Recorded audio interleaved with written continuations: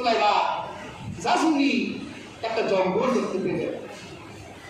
দেখলো সেখানে পাখিরা আকাশে উঠছে। চিন্তা করলো কুয়ার আকাশেই পাখিরা উঠে। ওখানে গিয়ে দেখলেন কিছু শিশুরা খেলাধুলা করছে। মরক্কোর দেশ, আফ্রিকার একটা অংশ হচ্ছে মরক্কো। ওখানে গিয়ে কুয়া দেখতে পেলেন, কত খুশি হলেন। কুয়া পেয়ে গেছি, কুয়া আছে, পানি আছে। কুয়ার দিকে নজর করে দেখে পানি তো আছে, কিন্তু কুয়া একেবারে নিচে। তাদের কাছে পানি উঠাবার মতো কোনো পাত্র ব্যবসান হয়ে গেল।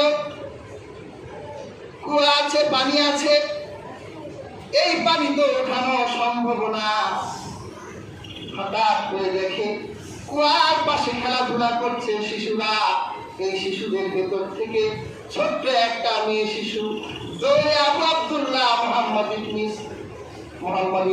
সুলাইমান জাজুরির কাছে এসে বলল, আল্লাহর বান্দারা, দীর্ঘ সময় পর্যন্ত দেখছি আপনারা পায়চারি করছেন, আপনাদের সমস্যা কি?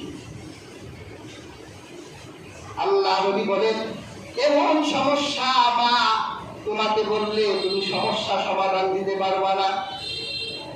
বলল বলেই দেখেন, নামাজের সময় হয়ে গেছে, ওযু করতে হবে, কিন্তু পানি নাই আমাদের সাথে। কুয়ার ভিতর পানি আছে, কিন্তু পানি উঠানোর কোনো কায়দা আমাদের জানা নাই, কোনো পাত্র নাই, রশি নাই যে পানি উঠিয়ে ওযু করব, আল্লাহর হুজুরিতে নামাজ আদায় করব।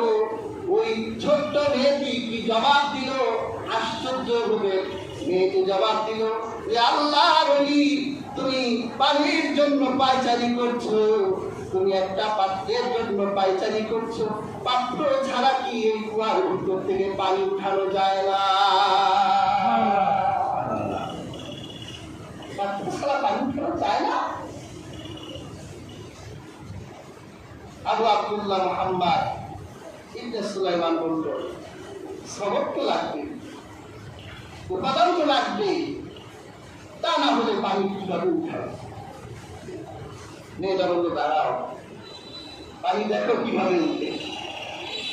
মেয়েটা কুয়ার চারদিকে হাঁটে আর বিল বিল করে মুখে যেন কি যেন করতেছে। আল্লাহ নবী দেখেন, মেয়েটা কয়েকবার কুয়ার চারদিক ঘুরলেন আর মনে মনে কি যেন পড়ছে। পড়া শেষ, চারদিক ঘোরা শেষ, কুয়ার দিকে তাকিয়ে একটু থুতু ফেলে দিল আর কুয়ার দিকে একটু ফু দিল। আল্লাহর ওলি তাকিয়ে দেখলেন কুয়ার নিচ থেকে পানিগুলো বলকাইয়া কুয়ার উপরের দিকে চলে আসছে। একেবারে হাতের সামনে পানিগুলো চলে এসেছে। সুবহানাল্লাহ। আল্লাহর ওলি নামাজ তো করতে হবে, পানি সংগ্রহ করে আগে ওযু করলেন, নামাজ পড়লেন। মেয়েটা তার খেলার সাথীদের সাথে বসে আছে। বাবা সমাপ্ত করে ওই মেয়েটির কাছে গিয়ে বলল, মা, এদিকে আসো, তুমি আমাকে বলেছিলে মশক ছাড়া কি পানি উঠানো যায় না?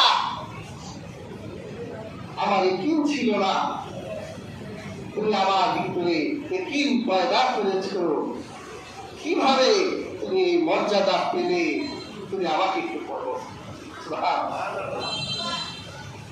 মেয়েটা বলল, খুব সিক্রেট, এটা তো বলা যাবে না। আমি জানি আর আমার মা জানি, আমরা দুজন জানি।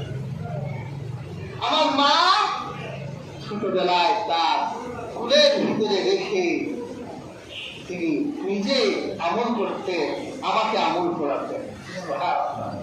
দেখছেন কি কেমন মা? এই মায়ের মেয়েতে যখন হওয়ার কথা। আল্লাহ নবী আদর করলেন, খুব রিকোয়েস্ট করলেন, মা আমাকে বলো। তখন ওই মেয়েটি সুলাইমান জাজুরিকে বললেন, এটা তেমন কোনো অজানা গুপ্ত ভান্ডার নয়, খুব সহজ জিনিস। আমার মা আমাকে রাসূলুল্লাহ শানে বেশি বেশি দরুদ পড়তে বলতেন।